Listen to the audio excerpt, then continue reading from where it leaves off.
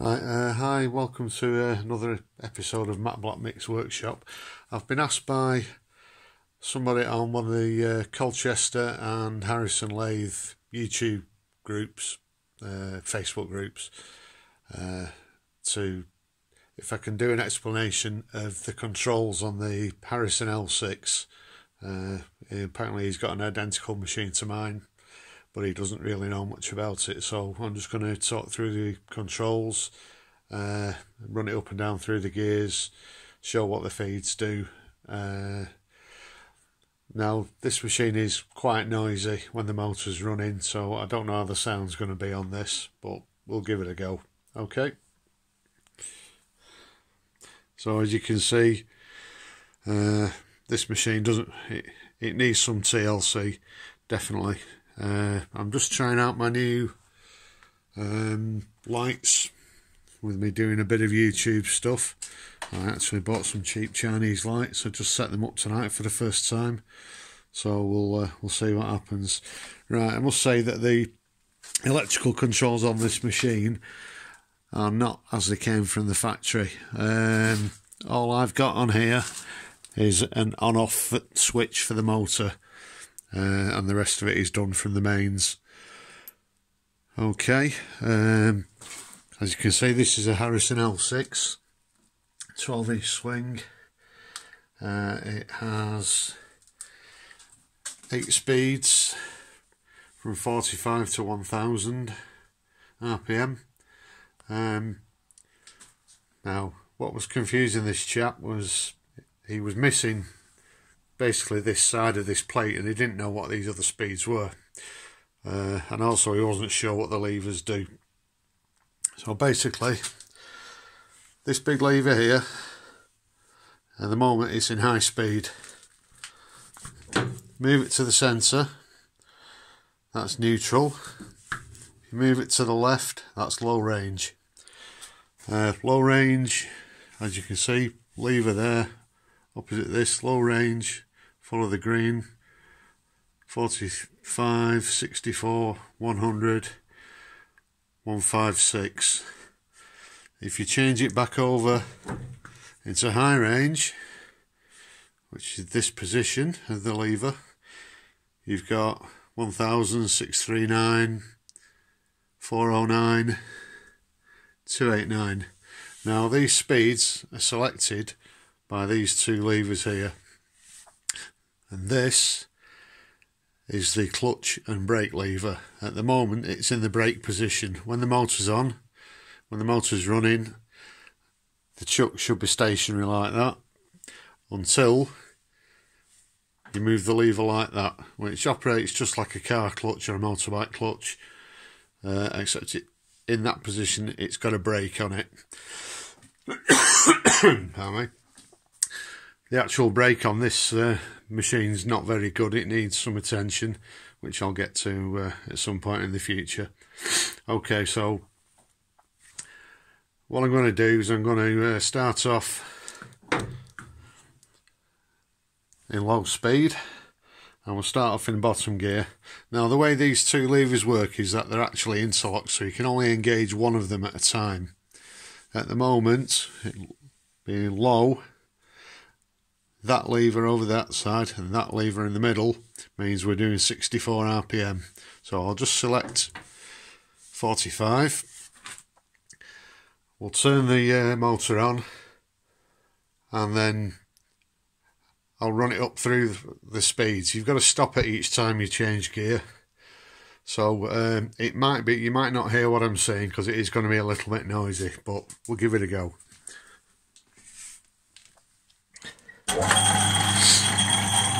So I'll see how the talk. I'll carry on talking. If it doesn't work out, I'll have to redo the audio. Okay, here goes. Bottom gear, 45 RPM. As you can see, we're very slow. And there, stopped. Change it. 64 RPM. A little bit faster. Stop. put that in the middle, 100 RPM. Yeah, a bit faster. And then over to the right, 156. And you can, as you can hear, it's getting faster and faster. Okay, stop. So now what we have to do, put that in the middle, put that to the left, 289, put this one into high range. Now this should give us 289, which is obviously quite a bit faster. There we go. Just rock the chuck a bit, 409.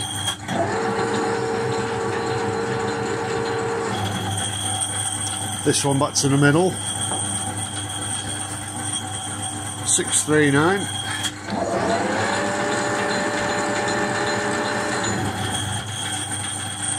And then finally top speed 1000.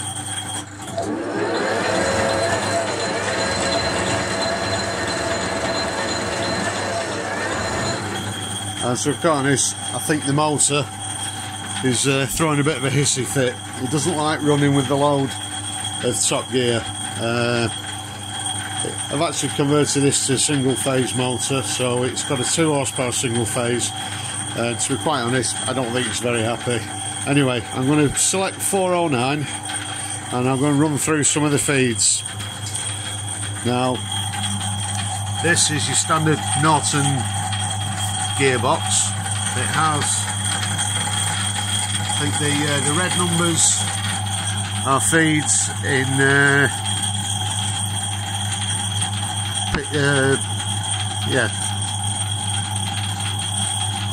threads per inch, and the black numbers in decimals are the feeds for feeding.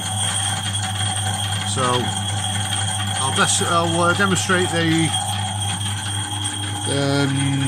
feeding first. So on this one, these levers move left and right, and the position of these two levers and the position of this lever tells you what feed or threads per inch if you're screw cutting you've got selected. So on this one, both levers over to the right, which is the third one down, and we're doing, I don't know if you can see that, 12 thousandths of an inch per revolution, and if we're screw cutting we're doing 18 threads per inch. So first thing we're going to do is do some, I'll just do it in longitudinal feed. Now I'm just going to turn this motor off. A bit noisy, that's a bit better. To select longitudinal feed on this machine, this lever here, which has 3 positions, must be pushed all the way in. And there, it's actually all the way out, and that selects cross feed. Now the thing is quite common on most lathes.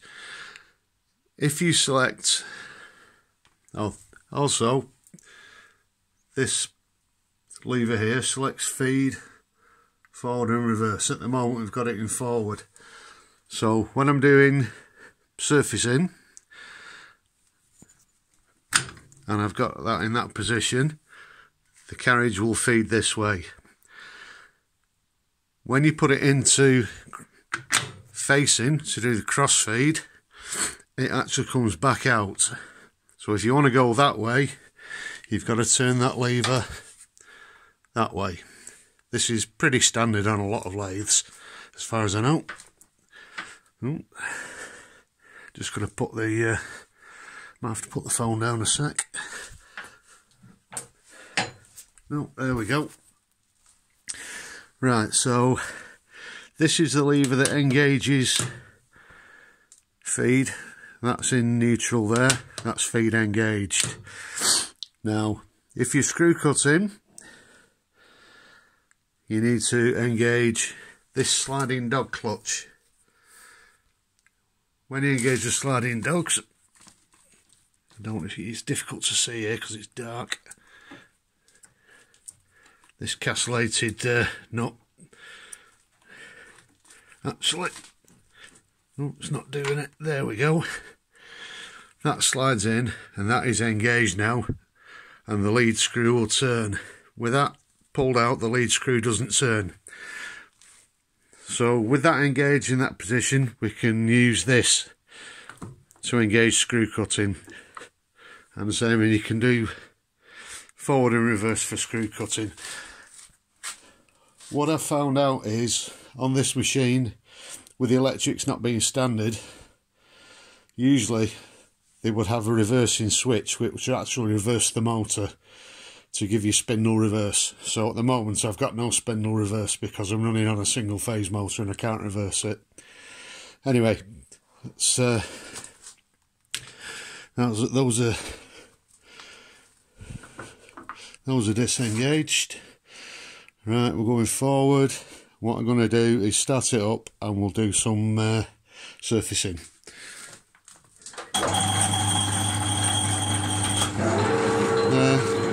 Engage, stop it, disengage that. So as you can see, the lead screw isn't turning, but the power shaft, which puts power into the apron, is turning. So what we'll do now is engage this, and you'll see that wheel turn that way. Nope, nope. Aha. There we go. And that is feeding the tool forward.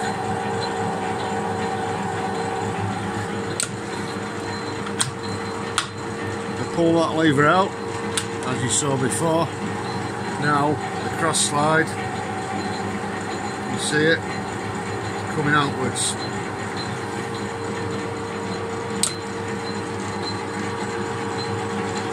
And to reverse that, to change that to work the other way around, you just put that over into reverse. So I'm not going to do that while the machine is running.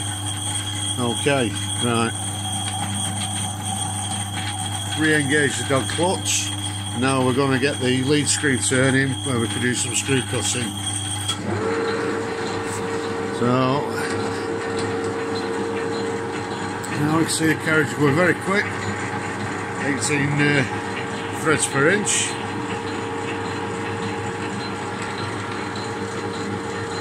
And you can see there's also proper screw cutting dial.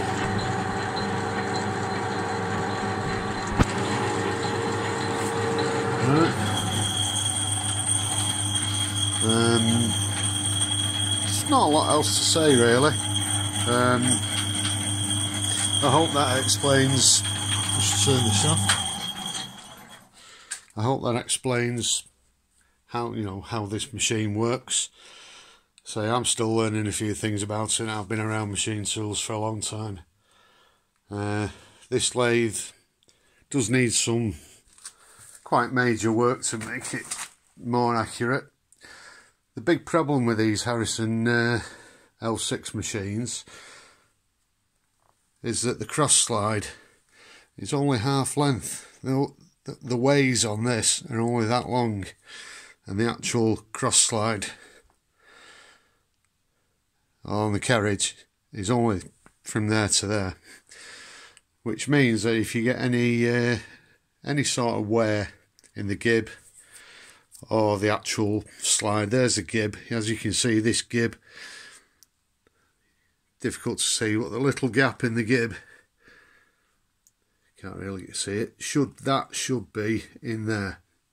Now the gib's that worn, and this dovetail is that worn, that this gib has had to be pushed even further in. So unfortunately, when I try and face something flat all the way across, what I'm getting is a bit of a concave shape, which if you're trying to do accurate work, it's not very good.